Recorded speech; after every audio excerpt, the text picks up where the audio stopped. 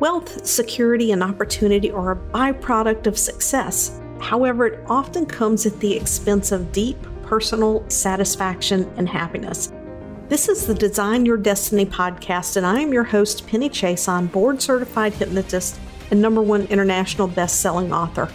I work with the highly successful influencers, business leaders, corporate leaders who desire a life by design. In this podcast, I will bring to you succinct solo episodes and interviews that dissect the challenges of success and highlights the ways to leverage your most underutilized asset, your subconscious mind. If you desire peace and happiness in your life, better health, and stronger relationships so you can enjoy the success that you have created, keep listening because this podcast is for you. Do things always seem to happen to you in life? Is that a perspective that you have? That as you go through life, when unwanted events occur, that these things are happening to you? I want to share a different perspective with you.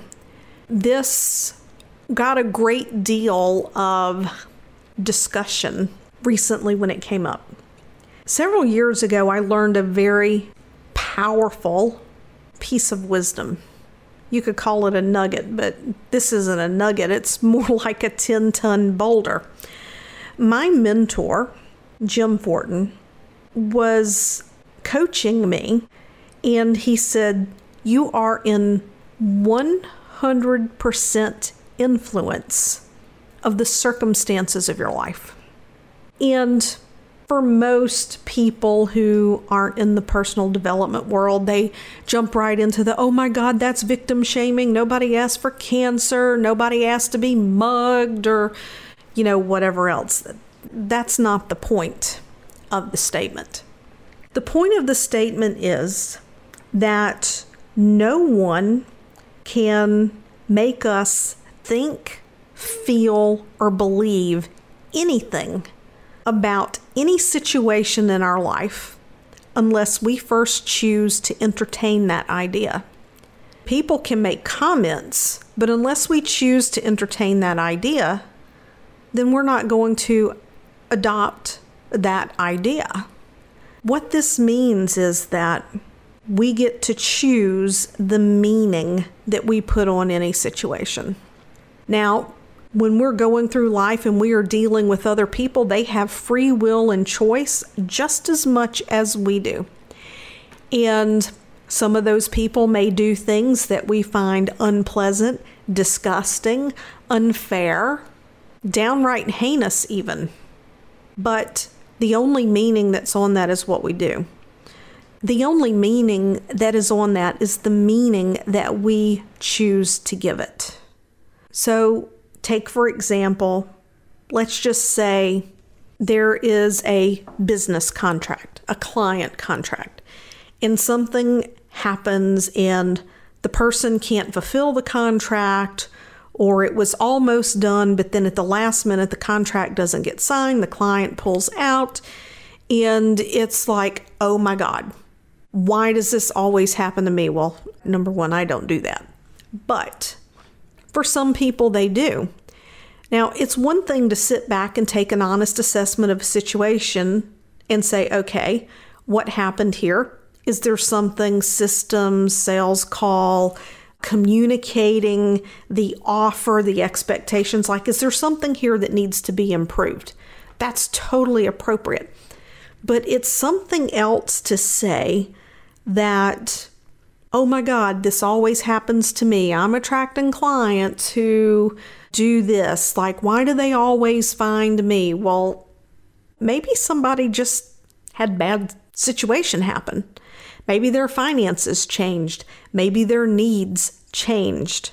We can either choose to allow ourselves to be at the mercy of other people's choices, or we can choose to be in command of the next steps, right?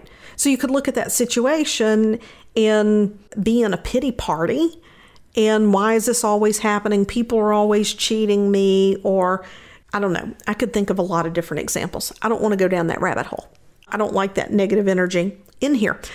But to step back and say, okay, well, let's assess what happened here. Let's email this person. Let's find out if there are any gaps that we need to address and get a deeper understanding. That is being in a place of empowerment rather than living by circumstance. So whether it's something with my family, with my husband, with my business, with people that I do business with personally, when something comes up, I will ask myself, okay, what did I do to co-create this? Maybe I didn't communicate clearly what my needs were. Maybe I didn't communicate clearly what my expectations were, because if I communicated my expectations clearly, maybe this person I chose to do business with would say, oh, we're not a fit. Maybe I didn't ask a question I should have asked. That one has actually happened to me. I was in a situation where I did not know what I did not know. I was making an investment. I felt like it was the best investment for me. And in hindsight, I look back and I thought to myself, it would have really been nice if they had a process in place to do this gap assessment, because they thought I was at a place that I was not. I was not a fit for this investment I made. But once I made the investment in integrity, I'm committed. I follow through on my investment, and I made the most of what was provided to me that I could. But then I still had to seek out someone who could help me identify the gap. And when I found that person, I knew immediately, oh, this is what I needed. Like, this was the secret ingredient to the recipe, except it's no secret ingredient to anybody who's been in business for a very long time. But for me, being a new entrepreneur, and I say new because I've only been in business 4 years, that's still relatively new. It was a gap that I had and I did not know. So I could have sat here and I could have blamed the people that I signed on to work with and said, oh my God, they should have done this, they should have done that. But you know what? It's also my responsibility to ask questions. It's my responsibility to educate myself the best that I can, to know what I don't know, or to at least ask the question. In order for me to be successful with you moving forward in this work, from your perspective, what must I have in place to achieve success in your program?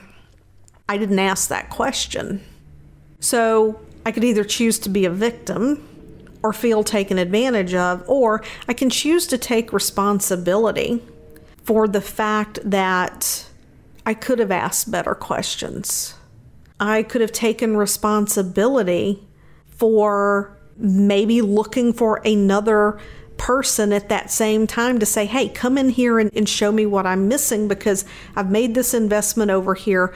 Things aren't going the way I would like them to go, and I don't know what I am missing here. Because everything that we do, it's a two-way street. Rarely anything is unilateral. And when it is unilateral, really, what we have to do is we have to look at ourselves and say, okay, how did I co-create this? What boundaries that are important to me did I not hold? Which of my values did I ignore here that threw me so far out of alignment? When we're brave enough to go down the rabbit hole of every single situation in our life, to ask ourselves, where did I not trust myself? Where did I let fear overtake me? How did I contribute to this? And maybe we didn't contribute. Maybe we put our blinders on. Where did I put my blinders on here? Right? What was I avoiding?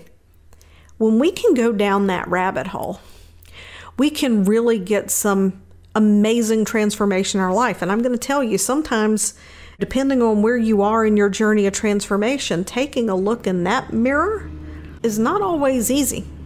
Sometimes it's pretty darn messy. In taking ownership of your life, People talk about mental, emotional health. They talk about being self-actualized, having a fulfilling life. The very first thing, well, it's one of many of the very first things, it's taking ownership.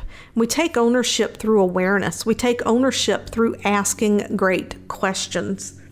It's one of the things that's really allowed me to shift and move out of this place where I was years ago of being someone who happened to be a hypnotist who charged for my services, to being a business owner, to stepping into a role. I call it CEO. I know that people really overuse that, but that's the way I think of myself, as being outside of my business, and my business works for me, and my business provides a service. I just happen to go into the business to deliver that service.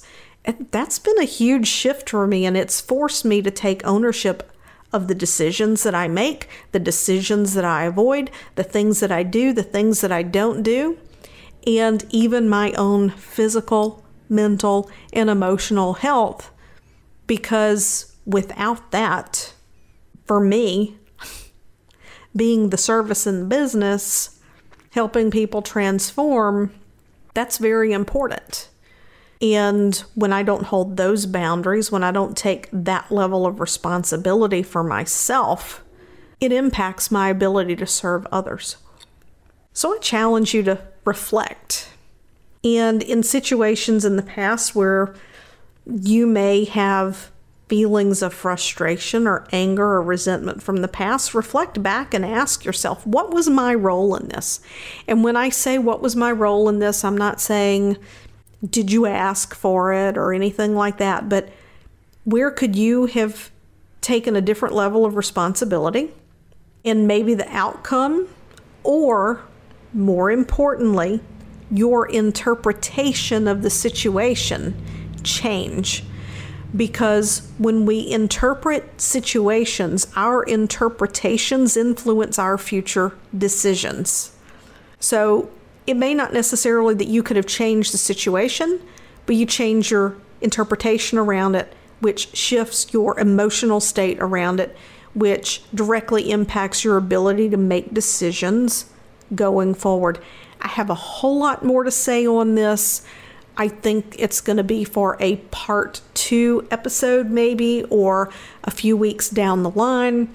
But all of these things, these interpretations, the meanings that we put on things, whether or not we choose to empower ourselves to take responsibility for our interpretations of the things that happen in our life, those things all come back to your inner voice. Master your inner voice. If you want to be fulfilled, if you want that self-actualized life, if you want to be more in touch with your intuition, if you want internal peace, and no, that's not a holy grail, it is actually available to you. If that is what you want, you must master your inner voice. If that interests you, join me in the Facebook group. The link is going to be in the show notes. I am starting to do weekly live shows. I love to dig into this stuff. It's my jam. It's my passion. I really could go on and on and on and on. And when you're there with me to ask questions, everybody can get more out of it. So hope to see you in the Facebook group. If you are looking to work with me, there are now 2 ways you can do that.